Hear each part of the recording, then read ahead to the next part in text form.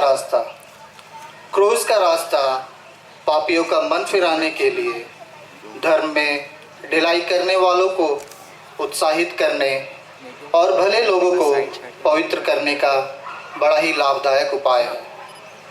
क्रूस के रास्ते के समय हम मन ही मन यीशु के साथ कलवारी पहाड़ की शोकमयी यात्रा करते हैं। चलते चलते और देखते देखते हम अपने हृदय में प्रेम और धन्यवाद का भाव उत्पन्न करें। शुरू करने से पहले सारे हृदय से पश्चाताप की विनती बोलिए। इस बात का भी विचार करिए कि किसके लिए दंडमोचन कमाना चाहते हैं, अपने लिए या सुधाग्नि की आत्माओं के लिए। पश्चाताप की विनती। मेरे ईश्वर, मैं तेरे सुदास हूँ कि मैंने तेरे से बुराई और बड़ाई का अपराध किया है। मैं अपने सब पापों से घृणा करता हूँ, इसलिए कि तू है मेरे ईश्वर जो मेरे पूरे प्रेम के इतना योग्य है। मेरे पापों से नाराज हो जाता है और मैं यह दृढ़ संकल्प करती हूँ कि तेरी पवित्र कृपा से तेरा अपराध कभी ना करूँगा और पाप की जोखिमों से दूर रहूंगी। आमीन।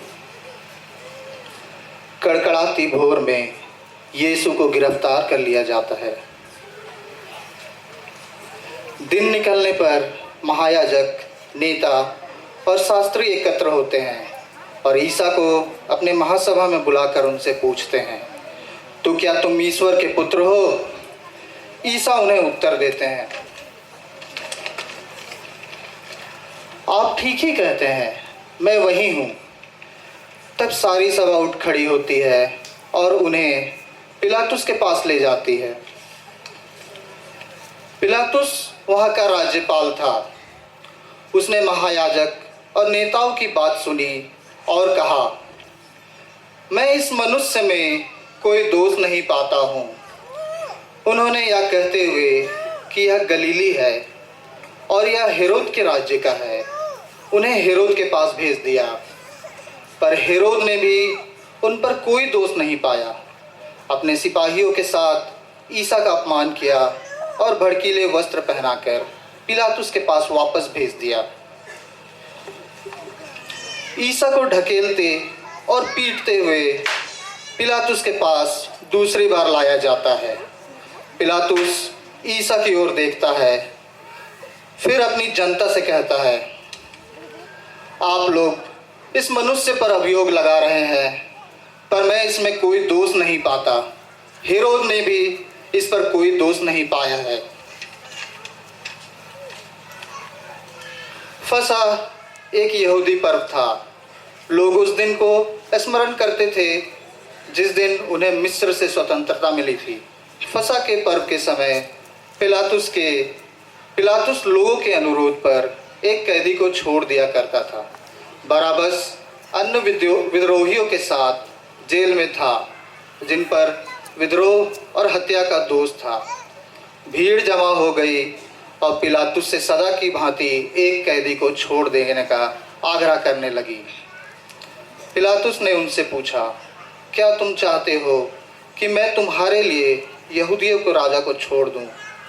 वह जानता था मुख्य याजक यीशु को उसके पास इसलिए लाए हैं क्योंकि वे उससे ईर्ष्या करते थे। परंतु मुख्य याजकों ने भीड़ से कहा कि वे यीशु के बदले बराबस को छोड़ने की मांग करें।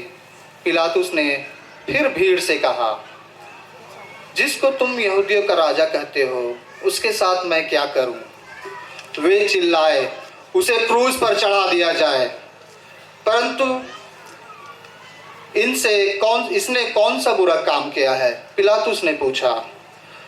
वे और ऊंचे स्वर में चिल्लाए, इसे क्रूस पर चढ़ा दिया जाए, क्रूस पर चढ़ा दिया जाए। पिलातुस ने भीड़ को प्रसन्न करना चाहा, इसलिए उसने बराबस को छोड़ दिया। उसने यीशु को कोड़े लगवाए। तब क्रूस पर चढ़ने के लिए उसने सैनिकों को सौंप दिया।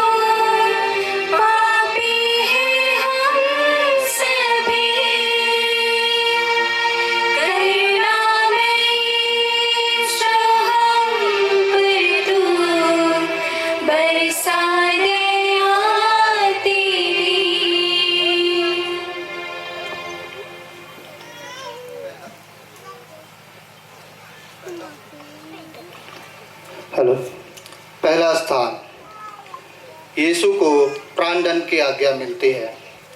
हम तेरी आराधना करते हैं हे क्रिस्त और तुझे धन्य कहते हैं, क्योंकि तूने अपने पवित्र क्रूस के द्वारा इस दुनिया को बचाया।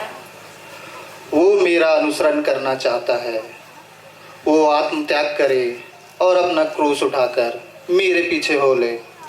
सिपाही लोग यीशु को कोड़ों से मार के और सिर पर कांटों का मुकुट धर के उनको पिलातुस के सामने लाते हैं। पिलातुस बड़े अन्याय से यीशु को प्राणदंड की आज्ञा देता है। विनती,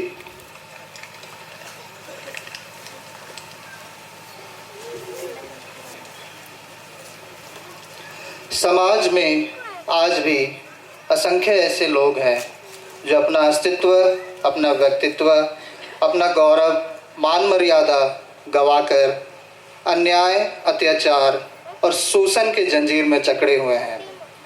इनके जीवन के सामने मात्र एक ही रास्ता है, दुख और निराशा का। इन्हीं के लंबे कतार में खड़े ख्रिस्त हमें आज अन्याय और शोषण के जंजीर को तोड़ने की चुनौती दे रहे हैं। हे प्रभु, हमें अन्याय, अत्याचार एवं शोषण से लड़ने की शक्ति प्रदान कर। हे पिता हमारे, स्वर्ग में है तेरा नाम पवित्र जावे, तेरा राज्य आवे, तेरी इच्छा जैसे स्वर्ग में है वैसे इस पृथ्वी पर भी पूरी हो। हमारा प्रतिदिन का आहार आज हमें दे और हमारे अपराध हमें क्षमा कर, जैसे हम भी अपने अपराधियों को क्षमा करते हैं, और हमें परीक्षा में ना डाल परंतु बुराई से बचा। प्रणाम मरिया, साथ है धन्य स्त्रियों में और धन्य तेरे गर्भ का फल यीशु। हे संत मरिया, परमेश्वर की मां, प्रार्थना कर हम पापियों के लिए अब और हमारे मरने के समय आमीन। पिता और पुत्र और पवित्र आत्मा की महिमा हो, जैसे वो आदि में थी, अब है और अनंत काल तक सदा रहेगी। आमीन। मरे हुए विश्वासियों की आत्माएं परमेश्वर की दया से शांति में निवास करें। आमीन।